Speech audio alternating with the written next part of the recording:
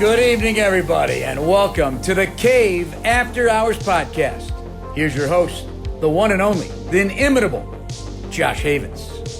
What's up, and welcome to the Cave After Hours podcast, the one and only podcast recorded right here in my Chicago Bears fan cave. On this podcast, talk about my team, the Chicago Bears. We also take a tour of some of the coolest fan or man caves out there, along with speaking with some of the owners of those fan or man caves to see what fuels their passion to have the best cave possible. Talk to super fans of the Bears or any other team. Talk about life, you name it. It's an Anything Goes podcast. I want to take time to thank our sponsor, the Mini Jumbotron Company. As you know, I have my very own Chicago Bears Jumbotron in my cave. And it's a head turner, a conversation piece, and probably one of the coolest things I got going on here right now. If you don't know what a Mini Jumbotron is, do me a favor. Go to their website, minijumbotron.com. Hit that shop tab. Take a look at their impressive lineup. Pick the build that best suits you and your area. Also on the website, you can create your own graphics, purchase accessories, or even buy the DIY plans if you're adventurous enough to build one of these yourself. Once you have your cart loaded up with your build, go to the promo code area, enter the code THECAVE. That will save you 10% at checkout. Anything we receive from that code will go towards the podcast. Welcome back to the Cave After Hours podcast. I'm here with my buddy Frank from Frank's Titletown. You might have seen him on Instagram. He's got one of the most famous Green Bay caves out there. I know there's a lot of Green Bay caves. I see him all over, but he's got one of the most famous ones. And I've been following him probably for like 5 years or so, I bet, from Instagram. So he's one of the guys I got some inspiration from. And why don't you just introduce yourself, man? Yeah, what's up, guys? My name is Frank. I'm here in Los Angeles, California. We are in Frank's Titletown. This is actually an extension of my house that I built about 5 years ago. And basically, my wife gave me the go-ahead she said, basically, if you want to build an addition, you go out, you build me a master bedroom upstairs, and you can do whatever you want. So I took that and I ran with it. And, you know, so obviously, you know, the man caves are always going to be a work in progress, and we're always doing something new. So this is just, you know, years in the works. But, you know, we have a great time here on Sundays, you know, hosting games. And, you know, it's a great spot to watch football and Packer games for sure. And when you, so you say your wife let you do that. What kind of square feet you working with there? So we added about 700 square feet, but you know, here in LA, it's like we're so jam packed, man. So it was like we basically went to the border of our property line on either side. So you know, land is just so expensive out here in LA that was you know all we could work with the property lines. So we were thankful and happy that we were able to do that. And I'll tell you, it was an expensive and time-consuming process to go through all the permitting and all that stuff. It was a pain in the butt, man. So I don't wish that upon anybody because I did it all myself. I literally built this entire addition to my house with my bare hands. I did everything. So I obviously I had help, you know, with some stuff, but I was in charge of everything. You got any construction background, or like? How'd you know how to do all that, man? No. So basically, my father-in-law is a foreman. So I just brought it up to him like the day after my wife said, "Go ahead, you can try." He said, "Yeah, absolutely. I think we can do this. You know, go out and then do 2 stories." And then the next day we had an architect out here, you know, taking measurements and you know, I literally just ran with it. You know, just hiring everybody I had to. I was a deputy sheriff at the time, working graveyard shifts. So I would be here doing all the construction as much as I could, whatever my father-in-law told me, and then at night I'd go work patrol. So that's what I'm saying. And we had at the time my oldest was like 1 year old, so it was a pain in the butt, but you know it was worth it. How long were you an officer for? So I was with the LA County Sheriff's Department for about 14 years. I did 5 years in the jails, and then I did about 8 years in patrol, and then I medically retired in 2022. Okay. Yeah. And you said, I think we talked before that you were in some bad areas at times, right? Like Compton and all that.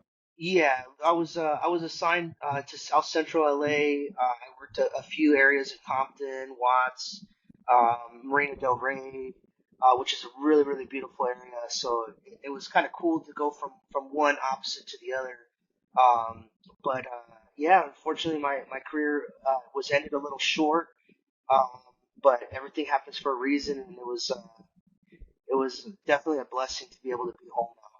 Okay. And how, I mean, was it rough at first when you got out of law enforcement? I've been in law enforcement for 18 years and like 3 months. So got about a year and 9 months before I can get my 20 and technically retire. So was it hard at first when you, I mean, because I'm not like the kind of cop I'd say that I don't take my work home with me, but some people, that's their whole identity. And I mean, that's what they live by. And I know a lot of guys, if that happens, I mean, they'd probably be crushed and wouldn't know how to function really. Yeah, man, it really was very difficult to transition. The uncertainty was a huge scary aspect of retiring. It's like first off, I didn't know I was going to retire, so that was one of the scariest parts. It's I basically kicked off for my weekend, and then my doctor called me and said, "Hey, we're gonna have surgery for your foot on Monday." I Uh-huh. said, "Okay, great." So I packed up my stuff as if it was my weekend, and then I never went back after the surgery. I did about a year of physical therapy, and it was never going to be good enough to return back to work. So that was kind of the toughest part. Was I didn't expect it, so I Right. didn't really plan on anything. It's like I would have spent probably the rest of my career in Marina Del Rey. It's on the beach, so it's like, Right. I mean, you really can't. I mean, there's times where you would work patrol in a boat, and you just go out handling Yeah. calls for service on a boat. It was absolutely amazing. I loved it there, and to just out of nowhere stop and transition to a new chapter in your life, it was really difficult. Right. So and then COVID hit. There was a lot of uncertainty going in with that. So luckily, I was able to find some good people. We networked, and now I'm doing some executive protection for like celebrities Oh, cool. a lot of retail stores. So I've been able to do a lot of cool stuff since then. So I'm really blessed for sure. So yeah, I know you sent me some videos.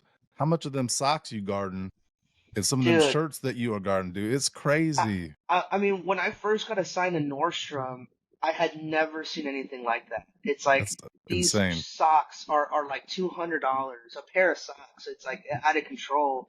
And some of the shirts are anywhere from $1,500 for a t-shirt. So I mean, it is what it is. If people have stupid money nowadays, and if they want to pay me, a good share to stand there and watch it, shit, man, I'm all for it. We get a good laugh about that stuff, but yeah, I was like, damn, Yeah, man. So how's law enforcement you think changed over since you started to? I mean, you kind of missed the shit show of yeah, that 2020 to maybe the last few years. It's kind of, I think it's evening back out a little bit, but what do you takes on that? yeah. So, I got lucky because I never saw a lot of that bull. It's Yeah. like I was always in it where all my coworkers and I were, we were hard chargers. We were trying to make a difference in the community.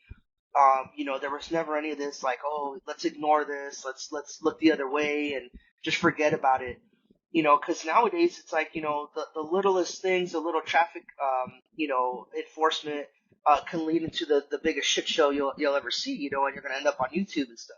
Right. So I could definitely see how the tides have turned, and unfortunately, it's made our communities a lot more dangerous. It's just Right. the cops are just so handcuffed with policies from the politicians and the media that it just doesn't allow them to go out there and be successful um, and making a difference. So it's sad. I'm just glad I never had to deal with that. So I don't have a sour taste in my mouth, but I Right. can really see how these younger cops are not being taught properly. They're not as proactive as the last generation, and I really think it's going to affect the next couple generations of law enforcement. Yeah, absolutely. The training is so when you're hiring all these new guys all the time, you have new guys training new guys. And Hmm. in our generation growing up, I'm just gonna say it straight up. I think we're a lot tougher than some of these kids that are Hmm. coming out. We're coming into the video game era where these kids are playing video games, and it was cool to be a cop on a video game, whatever. And it doesn't translate to real life sometimes that these cats don't realize. So, yeah, that's my biggest takeaway is like, man, I'm really worried about the training. You got new guys training new guys, and taking it serious. And yeah, it's a scary to think what's coming up around the Yeah, corner, man. and not only that, but they're so scarce in finding people that want to do this job that even when they want to quit or they're not able to hack it in patrol, you have these admin that are basically begging these guys to stay, and it's like, well, wait a Right, minute, if the training officer said, hey, this guy's not safe, he doesn't have what it takes to work patrol, and you're giving them, chance after chance after chance. And before, it was like, hey, man, you strike out. For us, it was like, if you rolled it up at a patrol training twice, that's it, you're fired. And right, yeah. and there's nothing, you're not cut out to be in law enforcement. And nowadays, it's like these guys are getting, time after time after time, to come back and get their mind straight, take a weekend off, go spend time with your family. And it was like, man, for me, it's like it was 20-hour days, every day for Yeah, 6 months on training, and you would handle every call, and it's just not the same. So I feel like that's what's really not allowing these newer guys to really learn some real adversity.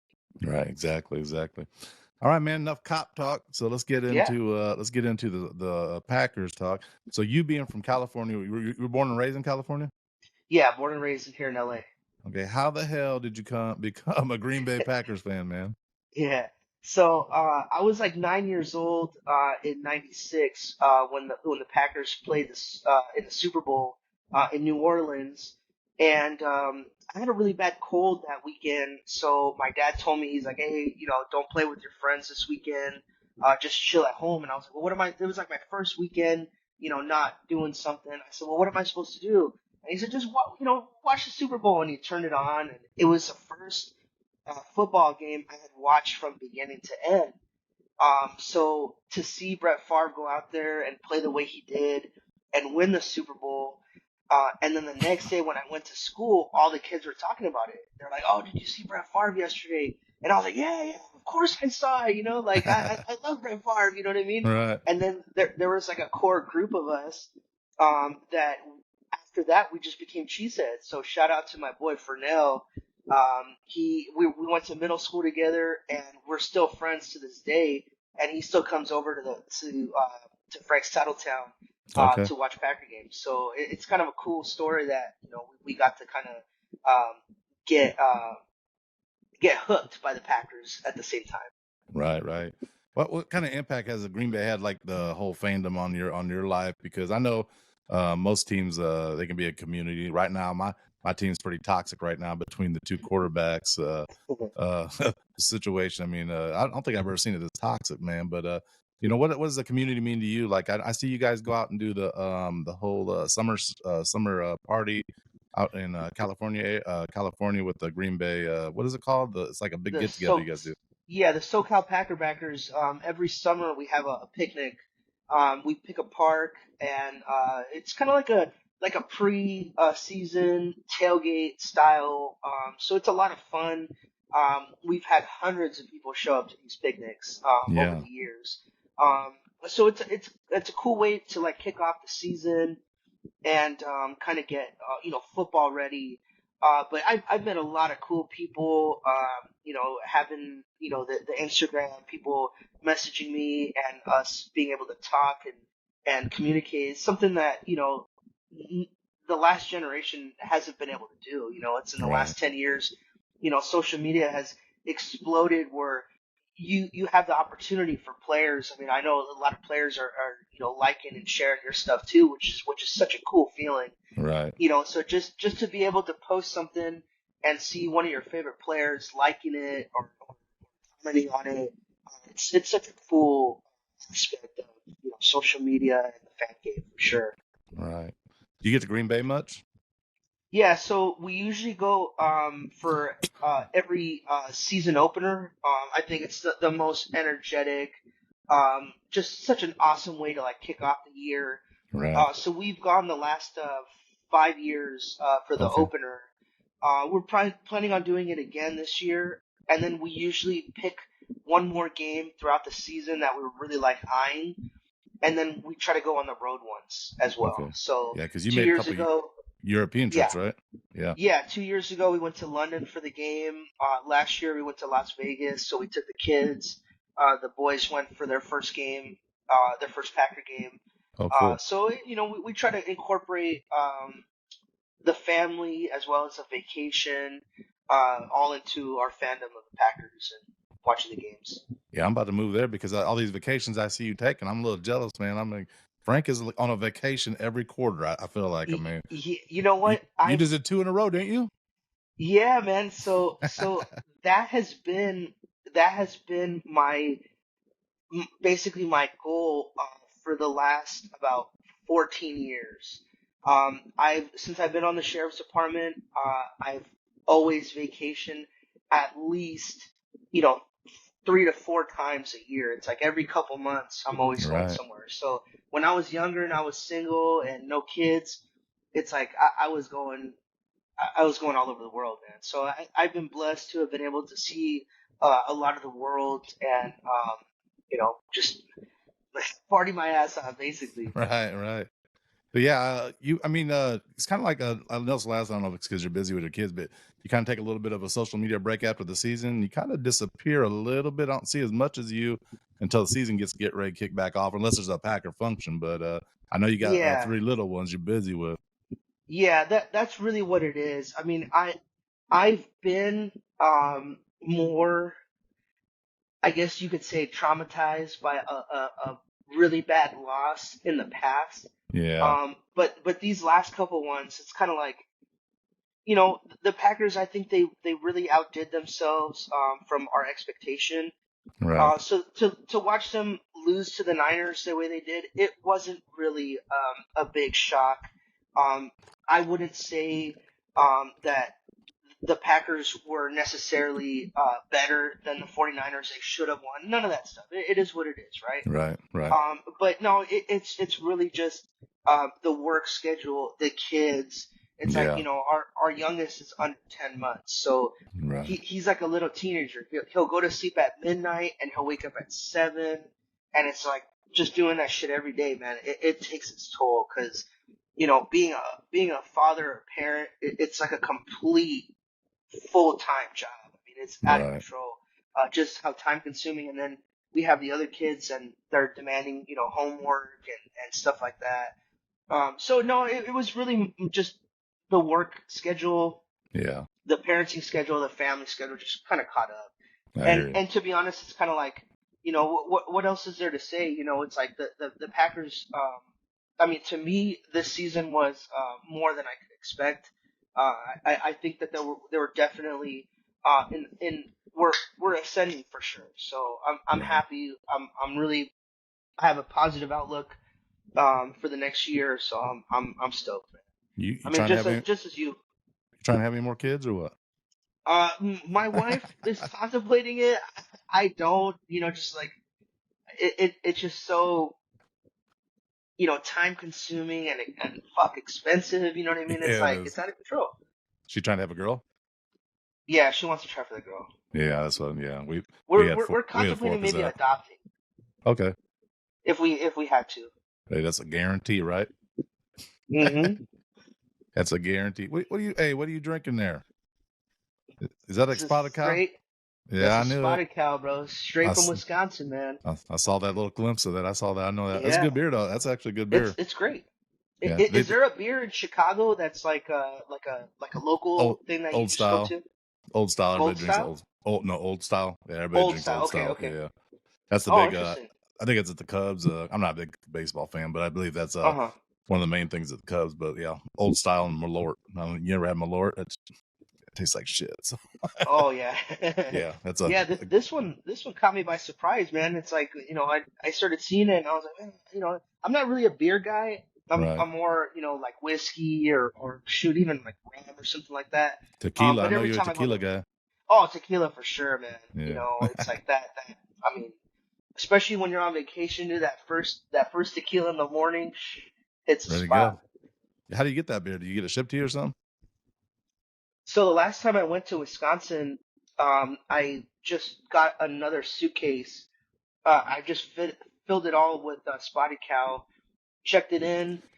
Everything was cool. I brought back like maybe like 4 cases, and then one of my buddies, Georgie, was actually driving back from Wisconsin, so he had a truck, so we just loaded it up with a bunch more cases, and I came up on like 8 cases. Hell yeah. So I think I have like 2 left from the season. Oh, do you? We went through we went through the whole thing. So it got you through a while, man. So let's talk Yeah, about the stats of your cave, because that's what we're here about. Talk about that cave too. And yeah. so let's now I've seen I've seen the inside of the cave, and I've seen the garage that you put some stuff Hmm. in. But then you had that viral. I don't know, did it go viral? It was pretty popular, that video where you walked from there to the outside, and you still had the hot tub and the Hmm. extension. I mean, is that now behind the scenes? Is that something you keep out all year, or is that just for the video? So yeah, the jacuzzi is definitely something that area outside is something that we definitely use year round. Right. The great thing about LA is it never here at my house it never really gets colder than like 60 degrees, maybe like Oh, nice. 55, and then it never gets hotter than about 90 something. So we're always pretty much perfect weather. It's like literally like this winter, I never even put on a hoodie. It's Oh, like, really? I mean, yeah, it's like I never even had to wear a sweater or a jacket. It's like I never even took them out of the closet. It's like Wow. it was just perfect weather all year round. So the outdoor area, like right now, I'm grilling out there. So it's like we Yeah. have the TVs, and then I'm grilling right next to it. So Okay. I mean, it's just more of a such a cool area to be outside, Right. enjoying the sun. So that's why I kind of did the outside. And then the garage was literally leftover stuff that I just did not have room to Right. display here. So I just told my wife, I was like, hey, can I take over the garage and make it like kind of like a bar theme? And she said, do whatever you want. I said, Perfect. well, perfect, Yeah. So I didn't see you outside in the garage much last year. Were you yeah, inside more?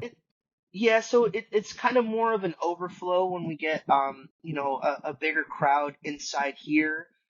Some people we'll just go out in the back and we'll smoke cigars and stuff. So more of an Right. outdoor kind of style.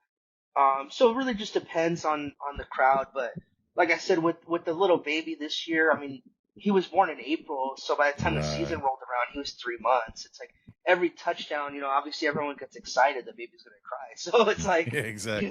I feel kind of bad, but Right. I'll tell you, for the Cowboy game, he was front and center, and man, it was so energetic. Right. He was finally starting to kind of like be cool with the crowd screaming and stuff like that, and it was really fun to watch. Okay. Yeah. To throw that many touchdowns down, He's gonna have to get used to it being at Frank's he's gonna have to Titletown get now. used to it. So how Yeah. many TVs you got in all your areas? So just in Frank's Titletown and the outside in the back, I have 14. Okay. So it's like plenty of areas, different areas to watch it. So yeah, it's a lot of fun. And you got one of the jumbotrons too, right? Yeah, the jumbotron's right above me. And did you think that was difficult getting in, or not too bad, or? You know what? It was one of those. I'm not gonna lie, it was one of those secret purchases that I tried to sneak in there. Right. It kind of showed up on my front porch, and I specifically bought it right the week before Christmas. So if anything went down with my wife, I just say, hey, this is my Christmas gift, and she said, Perfect. Yeah. it is what it is. So it was just perfect timing because the thing was absolutely beautiful, man. It's Yeah, like it's very cool. such a cool touch. It's the first thing you see when you walk down the hallway. You see the jumbotron above, so Yeah, a definitely. really cool spot. I know you have one that looks sick. Yeah, it's awesome, man. All right, this next segment is called my overtime or my fifth quarter. So I got some 5 questions, just random stuff, and we'll shoot them off right now. Okay. Buckle up, sports fans. Sit tight. Brace yourselves. It's time for overtime. All right. So if Frank had to pick another career besides law enforcement, I think I got something in my mind. But what would you do? You know, I've always wanted to be a pilot. Okay. I thought it would be so cool, you know, just to be able to be in a different city every day, you know, see the world, and I think it would be pretty cool to be flying planes every day. You know, it's like I think that would be such a cool career for sure. See, I think living in that area, you should be in real estate with the $1 million homes, man. I mean, you get a lot for $1 million. Biggest fixer-upper to hit the market this week in Burbank. Wait until you see the kitchen. There's 3 bedrooms, 2 bathrooms, over 2,400 square feet for the home. The lot is over 7,600 square feet. As you can see, the entire property needs work. The pool is empty. The condition is unknown. You even need to sign a waiver of liability just to enter the property. But the good news is that it's above Glen Oak, so it's in a good area. The asking price, $950,000. The problem with real estate, especially here, I could be a realtor in Texas, you know, because I could sell those Texas houses. They're absolutely beautiful. Right. But how the fuck am I gonna sell these piece of shit places for like 1.5 million? Like I couldn't even like. I don't know if those words can come out of my mouth to convince Right. people, like, you know, it's like, oh yeah, it comes with the mold. You know what I mean? It's like, Yeah. come on, man. Absolutely insane. It's just, California is just so crazy. You know, I basically got lucky buying this house when I did about 10 years ago. Yeah. Because I could not afford this house now. Right, Which is such a crazy concept, because if we did move somewhere, move out of state, I don't know if we can come back into California. The market's just crazy. Yeah. All right, second question. If you were the GM of the Packers and you were between Brett Favre and Aaron Rodgers, you had to make one move to make another Super Bowl, because I know there's some times you guys complain like we needed to make this move and we probably could have got there. What's one move you would have made either era, the Rodgers or Favre, that would maybe put you guys ahead of the game in the Super Bowl? Well, I think it's going to come easier to my mind with Aaron Rodgers. I would have either drafted or signed another wide receiver. Yeah, I figured you were going to say that. Yeah, for the end of Rodgers' career, I was watching a game. I think might have been like 2019 or something, 2020, something like that.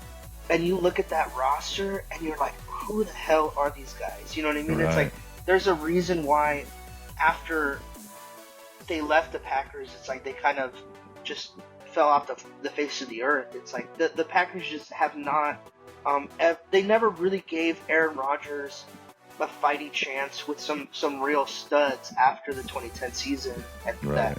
the Jordy Nelsons and the Jennings and the drivers. After that, they kind of say, hey, look, you're going to work with whoever we give you, and that's it. So definitely making him happier, giving him some more weapons. I think it would have definitely led to another Super Bowl. Yeah, I think he's one of those quarterbacks. There's only about 3 to 5 of those kind of guys that can.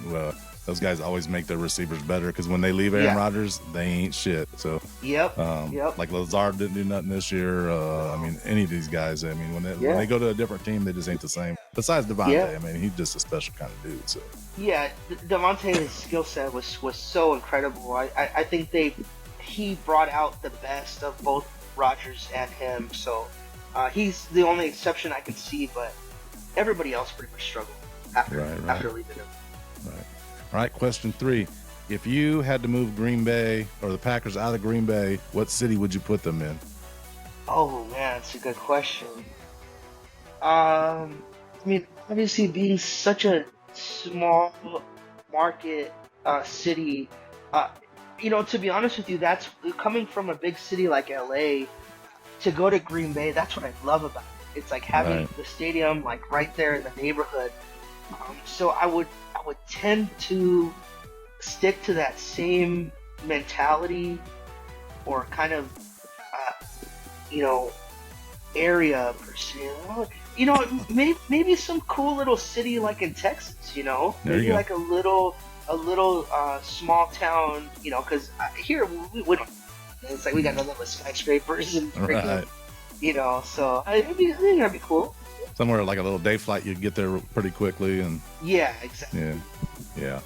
All right, next question. If you ever hit a piece, which you kind of already said you did, or smuggled something in that your wife didn't need to know about, or something kind of expensive, you just kind of sat there and have you ever done anything like that? What's that piece? Yeah, definitely. I mean, my wife, she doesn't say no to very many things, right? Right. I can tell her, hey, I want to paint one of the walls yellow, and she thinks it's fine, Right. So she doesn't tend to say no to me too much. However, I don't want to put all my cards out there and and kind of show her, like, hey, I spent $1,000 on these trophies, or Right. or I bought this or I bought that. So, but it works both ways, My wife, I swear to God, she has to be showing up, every month with a new purse or something. I'm like, Oh yeah, so is my wife. and it goes from, I like this one because it's big, and then I like this one because it's small, and Right. it's like, well, which one is it? You know what I mean? It's like, Yeah. oh, I like this one because it's colorful, and I like this one because it's plain. I'm like, whatever. So it's kind of one of those, like, don't ask, don't tell. She Right. does her thing, I do my thing, and we live with it. So. All right, good deal. All right, last question. I know the 2018 season for me with that double doink, and I didn't sleep for like 2 days. I took that loss really hard because I felt like with that defense we could have made a Super Bowl run, and I didn't sleep worth a shit for 2 days. And what is the hardest loss that you ever took, like personally? Like, man, it just sucked. I think it was a Seattle game because at halftime the Packers defense was doing so well. I literally booked a hotel room to stay. I think it was in Arizona that year. And I was like, okay, it's only 5 hours. I was like, I booked a room. I was like, okay, I'm gonna make the road trip, good to go, because I wanted to book it obviously before we got settled and it was gonna blow up. Right. Yeah. Booked it. I was so confident, and then they just blew it, man. I mean, the onside kick, that touchdown in overtime. I mean, that one was the same thing, and to go to work the next day was really difficult. I mean, it's just like in the pit of your stomach, man. It's something that I can't. Was that for the Super Bowl? It was a NFC Championship game. Yeah. Oh, gotcha. Yeah, I remember that year. Yeah. Is that who they play that? Seahawks played the Patriots that year in the Super Bowl? Yeah, and then that's when Russell Wilson threw that pick on the goal line. So Right. got a little bit of a karma, but that's what it is. Right. We know the NFL wanted to give it to Tom anyways. Exactly. All right, man. Thanks for answering those questions. Let's get into the season, man. Well, how'd you think the Packers did last season, and then going into this season, what are you expecting? I'm just impressed by the last year's draft. I mean, it's from top to bottom. They hit on every single guy, which is like unheard of. Right. Yeah. So if we can do that, at least another 3 or 4 playmakers out of this draft. We have 11 draft picks, which is like, I think, tied for third highest in this year. So having that much draft capital, if you can hit on 3 or 4 more playmakers and plug them into these guys going into their sophomore year, it's going to be a remarkable thing to watch. It's like the offense is just so young. Their average age is like 24 years old. That's crazy, man. And so what do you think of the whole Aaron Jones and Josh Jacobs thing? So I think the Packers had their eye on Josh Jacobs when he was coming out of college. I think they really loved him. And when they saw they had the opportunity to snatch him up now, still being 26 years old, they jumped on that opportunity. And unfortunately, I think they lowballed Aaron Jones. Yeah. For the sheer fact of basically booting him out, basically forcing him to say, okay, well, just release me. You know what I mean? Yeah. So it's a tough business. I mean, it's like if we can do what we had to do to get rid of Favre, and then do what we had to do to get rid of Aaron Rodgers, they can do that to anybody. Yeah, exactly. You know, so it's a cutthroat business, man. Oh yeah, definitely. I learned that yesterday with Justin Fields. I mean, I knew. What do you feel about that? I want you to be straight up, completely real. Yeah. So watching him the last 3 years, I'm a big Justin Fields fan. So I have a hard time. I have a hard time saying, was it completely his fault because the talent around us was shit. I mean, when you're his second year, his two top wide receivers are Deontay Pettis was out the league for a year, and Equanimeous St. Brown, which is Packers rubbish. I mean, you guys kicked him to the curb. So those are your two top receivers, and you got mediocre running backs. And he was put in a bad position from draft night on a lame duck coach. And I don't know, man. It's just hard to say. I mean, is it really his fault, or is he's just not quick at processing the line, getting rid of the ball quick enough? Because that's the biggest thing. He doesn't get rid of the ball quick enough. But these guys aren't getting separation too when you got mediocre wide receivers. And then I mean, look at DJ Moore. We finally got an absolute stud at wide receiver, and Justin threw him the ball, and he had one of the best year of his career. So, I mean, you know, it's apples and orange, you know what I mean? Like that whole weighing out thing of who's really at fault. But when it comes down to it, man, I see why the GM did it. The money. I mean, if Fields continues to play this way and we roll the dice and just keep him and then keep drafting and he doesn't get any better, then you might have missed out on somebody like, let's say, Williams is the next Patrick Mahomes type.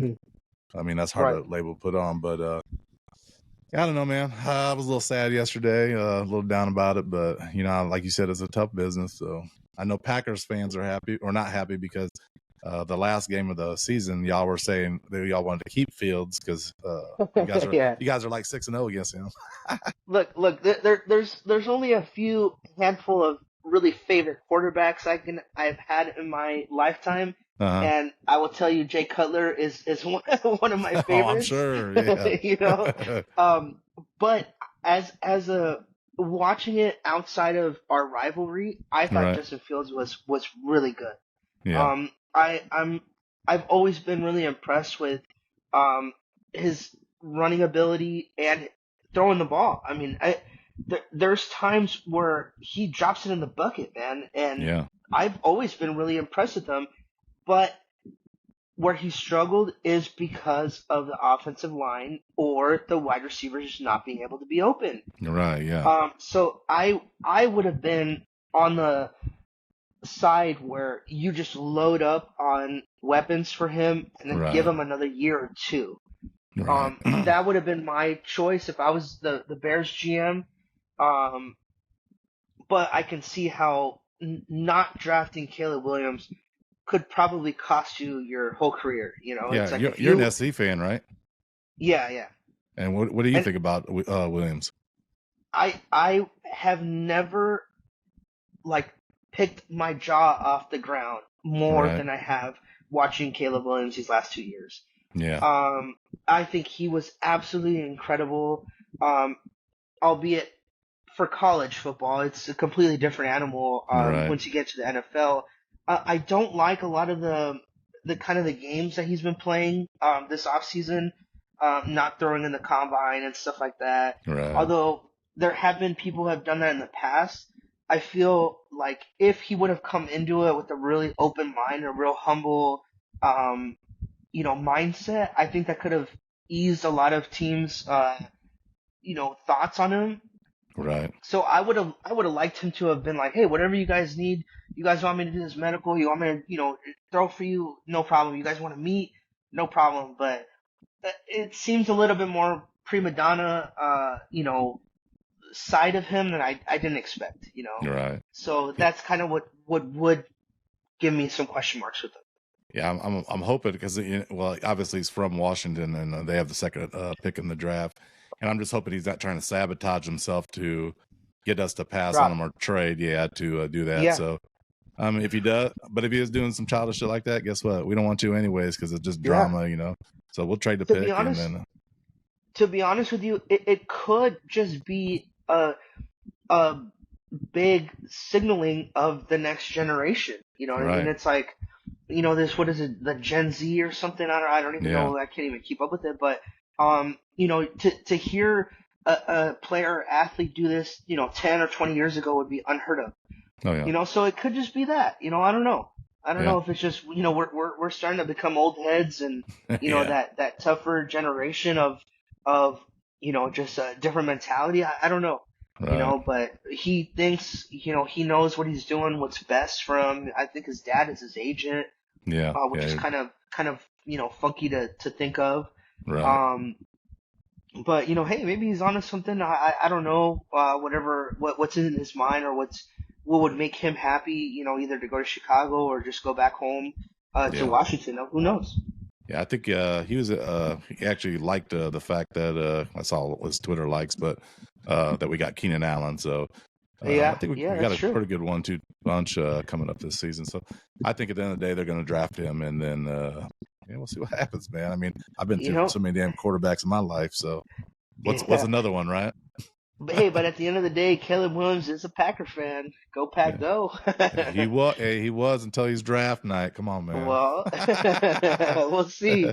Yeah. So, anyways, what are you looking forward to? What's your prediction going into the 2024 season? Like record wise, what are you thinking? You gonna make the playoffs, Super Bowl? I know some of y'all saying the Super Bowl already, but I think it's a little premature. I do. I know we. As a fan, you're gonna say this every year. You're gonna say, right. I think we're gonna win the Super Bowl this year. I think this is our year. I'm not trying to pull no Cowboys. This is our year type of thing. But I do think everything's starting to really align for the Packers. I think right. Jordan Love really came on really strong in the second half. I think we put the pieces that we need. Our defensive coordinator was just not hacking it with the guys, the talent that we have. Right. So moving on from Joe Barry, picking up a stud safety in McKinney, who's going to fit our system. I think that's what's going to put us over the edge. Okay. So I'm predicting a really, really favorable outcome this year. So what's I don't the know record? I'll put you on the spot. What's the record? 10-7 or what? 11 and 11-6? Yeah, I think we're gonna be a little bit better than that. I think the games that we lost last year, where we weren't able to close out the games, I think we're gonna do a better job of that. Especially having Josh Jacobs more of a everyday back or every down back. That's going to help us establish the run more. So I think we're going to be okay. I think we're gonna probably finish probably like 11-6. Okay. I think we'll still be able to close off some of those games. I think it's gonna be close against the Lions. I don't know if they're gonna take a step back. Obviously, you guys upgraded a lot, right. So I don't think the division games between all of us are going to be a toss-up. Yeah. It's like it's not the same. Okay, we're playing the Lions twice, we're playing the Vikings twice. That's a guaranteed 4 wins. Right. Those days are long gone. The North is one of the strongest divisions in all of football. I think besides the Vikings, though, the Vikings bad. I think I'm gonna have bad here with Darnold at quarterback. Yes. The Vikings definitely took a step back, but I'm saying like over these last couple years, right? Yeah. They've been some of the North has been some of the strongest. So right. I think the North is what's going to give us a little bit of trouble, but I think we can make a run as long as we make a couple picks here in the draft, and like I said, we have 11. You hit on 3 or 4 of them. I think it's gonna make a big difference. Yeah, absolutely. Yeah, I mean, I wasn't overly sad when I saw Aaron Jones leave, just because I know how he gashes our asses every time Yeah, he plays. So we actually played but well against Jacobs the last 2 times we played him. So I'll take Jacobs over Aaron any day of the week. yeah, So but also remember the Raiders' offense was atrocious. You know, it was true, like true, they're from coaching all the way down. right, You know, to play against the Raiders, all you have to do is load up the box. You say, okay, you right, want to throw it over our heads? Go ahead, no problem. But you really can't do that with the Packers, especially with the speed and the different amount of weapons you have. So right, it's gonna force everybody to play a little bit further back, which is gonna open up Josh Jacobs. So right. that's where I, I'm thinking Josh Jacobs is gonna have the best season of his career this year. And yeah, it's not just because he's a Packer. I just think it's a better fit for him, his play style, his elusiveness, his breaking tackle ability. right. If you don't load the box, I think it's going to be perfect for him. Good. Yeah, I think we're automatically going to be better just because we got Simone Biles. That's my opinion. So I think we're going to that already going to Yeah, give us 3 wins right there, man. she's not going to bring in all the Swifties, but she's Right. definitely going to be a good energy, and you guys are definitely going to enjoy. So last question I got for you. I know it's only been his first year starting, and I'm gonna say I'm gonna wait a couple years because I just have a hard time saying somebody's a franchise quarterback right away. But I'm sure you're gonna say, do you think Jordan Love is a legit franchise quarterback after 1 season at Green Bay? Oh, 100%. 100%. I Yeah. mean, it's not only the quarterback play, a lot of it is your physical attributes, right? Right. A big part of it is your knowledge and your mental ability. If you don't have one or the other, you can't make it. You know, it's like Right. you can be really smart, and that's where you get a lot of these, announcers and stuff like that, where, the Tony Romos, where they're oh, he's gonna, they're gonna bring the blitz, they're gonna do this, that. Yeah, great. Tony Romo was very, very smart, Right. but he was missing maybe that toughness to stay on the field and stuff like that. But anyways, when a quarterback can show you that he has both, that is where he's going to be a franchise quarterback. Right. And I think Jordan Love has been able to show he can read the defense. He knows exactly what's going to happen. And I think 100% that was all because he sat behind Aaron Rodgers. Right. I think Aaron Rodgers taught him exactly that, and that's going to make him a franchise quarterback, and it's going to make him very successful. Yeah. And I think Rodgers knew that. Yeah, and Matt LaFleur ain't no joke either. I mean, that guy's a top-notch coach, man. Yeah, I mean he's just the phenomenal play calling that he has, calling the game based on what we need to do is great. It's fantastic. So I think those two together are going to be really successful, and I think I have no question Jordan Love.